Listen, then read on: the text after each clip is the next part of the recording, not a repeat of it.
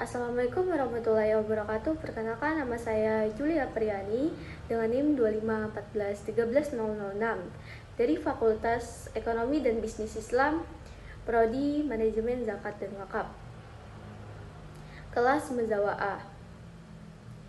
Di sini saya akan menganalisis konten pada media sosial, tugas pada UAS Matkul Studi Agama Kontemporer. Jadi, pada kesempatan kali ini, saya akan menganalisis sebuah konten TikTok dari akun KUA Menteng yang membahas tentang modernisasi beragama.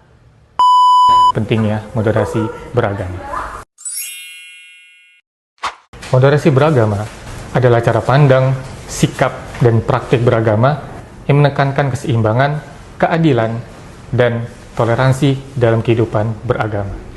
Ini bukan berarti mencampur adukan ajaran, tapi menjalankan agama secara lurus, tidak berlebihan atau ekstrim, serta tetap menghargai perbedaan. Moderasi beragama menjadi strategi penting untuk menjaga kerukunan, merawat kebinekaan, dan memperkuat komitmen kebangsaan. Jadi, dari isi konten tersebut secara singkat saya jelaskan. Video tersebut menjelaskan pentingnya modernisasi beragama dalam kehidupan bermasyarakat. Pesan utama yang disampaikan adalah bahwa umat beragama harus bersikap adil, toleran, tidak ekstrem, serta menghargai perbedaan yang ada di tengah masyarakat Indonesia yang majemuk. Konten dikemas secara singkat dan mudah dipahami, sehingga dapat diterima oleh berbagai kalangan. Selanjutnya, analisis berdasarkan materi perkuliahan. Jadi, konten ini berkaitan dengan materi Islam dan modernisasi beragama.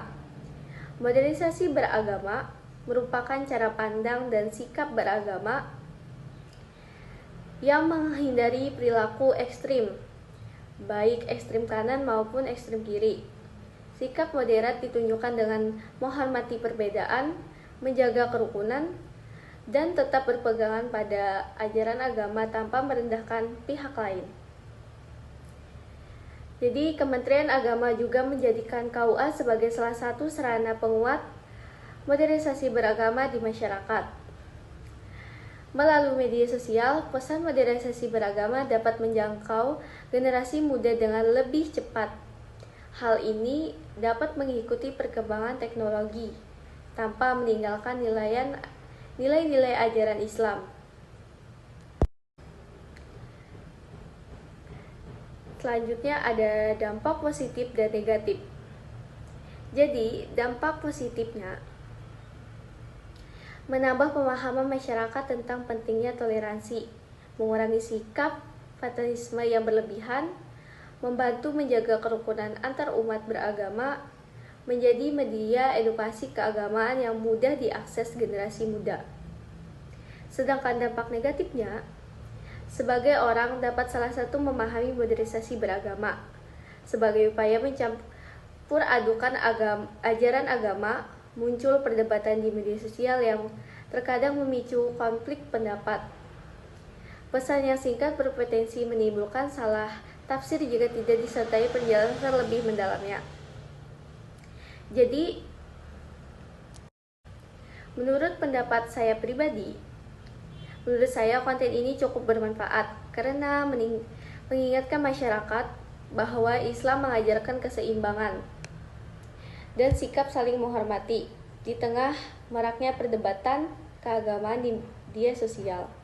Penyebaran pesan modernisasi beragama menjadi penting agar masyarakat tidak mudah terprovokasi oleh paham yang ekstrim. Namun, modernisasi beragama harus dipahami secara benar, yaitu menghormati perbedaan tanpa mengurangi keyakinan terhadap ajaran agama yang dianut. Selanjutnya ada hubungan materi dengan pengalaman nyatanya. Jadi, temanya itu perdebatan keagamaan di media sosial.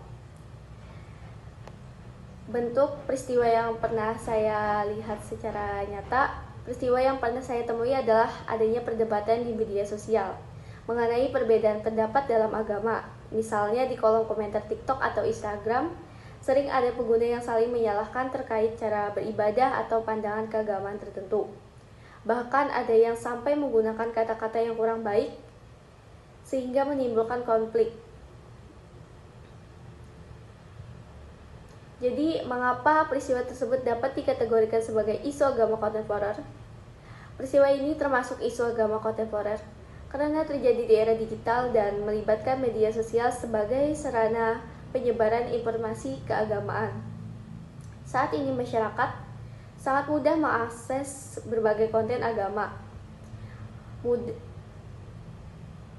Namun tidak semua informasi yang beredar dapat dipastikan kebenarannya.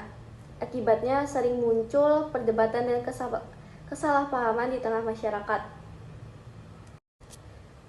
Selanjutnya, bagaimana pendapat Islam terhadap peristiwa tersebut? Dalam Islam, perbedaan mendapatkan merupakan hal yang wajar selama masih memiliki dasar yang jelas. Islam mengajarkan umatnya untuk menghormati perbedaan, menjaga persaudaraan, dan menyampaikan pendapat dengan cara yang baik. Selain itu, Islam juga mengajarkan tabayun atau mencari kebenaran informasi sebelum mempercayai dan menyebarkan kepada orang lain. Selanjutnya, solusi yang dapat dilakukan oleh generasi muda. Menurut saya, generasi muda harus lebih bijak dalam menggunakan media sosial. Sebelum membagikan informasi keagamaan, sebaiknya memastikan terlebih dahulu sumbernya. Selain itu juga perlu menghargai perbedaan pendapat. Tidak mudah terpancing emosi di kolom komentar, serta lebih fokus pada hal-hal yang dapat mempererat persaudaraan daripada memperbesar perbedaan kita. Jadi pendapat pribadi saya tentang ini, menurut saya media sosial bisa menjadi sarana yang baik untuk belajar agama jika digunakan dengan benar. Namun kita harus tetap kritis dan tidak mudah percaya pada semua informasi yang beredar. Sebagai generasi muda, kita perlu menjaga sikap saling menghormati agar perbedaan pendapat tidak menimbulkan perpecahan di masyarakat pada zaman sekarang. Mungkin sekian saja penjelasan dari saya tentang menganalisis konten di media sosial. Wassalamualaikum warahmatullahi wabarakatuh.